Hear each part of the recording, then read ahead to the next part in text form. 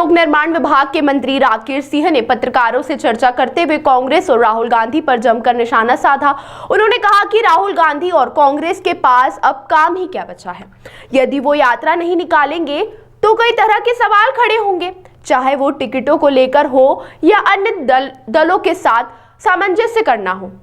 यात्रा के जरिए एक तरह से कांग्रेस राहुल गांधी को व्यस्त कर देती है ताकि वो व्यस्त रहें और कांग्रेस की परेशानियां नहीं बढ़े। उन्होंने कहा कि मुझे पता चला था कि वो खाट पंचायत करने वाले हैं। अच्छा है वह ऐसा करें, हम भी यही चाहते हैं। ऐसा करके वह कांग्रेस की खाट की खड़ी करेंगे। कांग्रेस के नेताओं को बाद में ध्यान आएगा कि ये गलती होने वाली है, इसलिए खड़के को आगे कर दिया।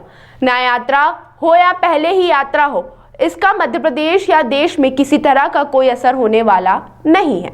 राहुल गांधी अकेले पर्याप्त हैं जनता को आक्रोशित करने के लिए। राष्ट्र विरोधी बातें करके, तुष्टीकरण की नीतियों को पुनः स्थापित करके वे केवल जनता को आक्रोशित करने का काम करते हैं, जो वह बखूबी कर रहे हैं।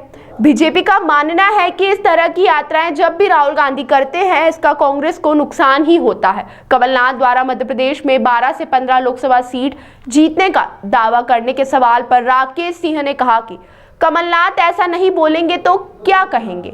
बड़ी मुश्किल से वह अपनी स्थिति को बचा पाए, ऐसा कहना उनके लिए आवश्यक भी है। कमलनाथ कहीं यह भी नहीं कह रहे कि 29 में से 29 या 25 सीट जीतेंगे। कांग्रेस अपनी हार से पहले ही मान चुकी है। वह जानते हैं कि इस बार 29वीं सीट जो छिंदवाड़ा की है उसे भी बचाना मुश्किल है।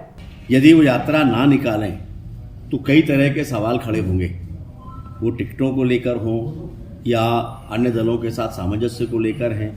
तो एक तरह से कांग्रेस राहुल जी को इंगेज कर देती है ताकि वो इंगेज रहें तो कांग्रेस की परेशानियां ना बढ़ें। अब जैसे उन्होंने अभी मुझे पता चला था कि खाट पंचायत करने वाले हैं, तो मैंने कहा कि अच्छा है, हम भी चाहते हैं वो करें। ऐसा करके वो कांग्रेस की खाट ही खड़ी करेंगे। लेकिन कांग्रेस के नेताओं को बाद में ध्यान में आ गया कि ये गलती होने वाली है और इसलिए खड़गे जी को आगे करके उन्होंने फिलहाल उसको बढ़ा दिया है। तो राहुल जी की न्याय यात्रा हो या पहले की यात्राएं हैं, उन सब का मध्य प्रदेश पर या देश में किसी भी तरह का कोई असर होने वाला नहीं है। राहुल गांधी जी अकेले पर्याप्त हैं जनता को आक्रोशित करने के लिए। राष्ट्र विरोधी बातें करके, देश विरोधी बातें करके, तुष्टीकरण की नीतियों को पुनर्स्थापित करके वो केवल जनता को आक्रोशित करने का काम करते हैं और वो बखूबी कर रहे हैं। यात्रा से किसी तरह का फायदा मिलता है?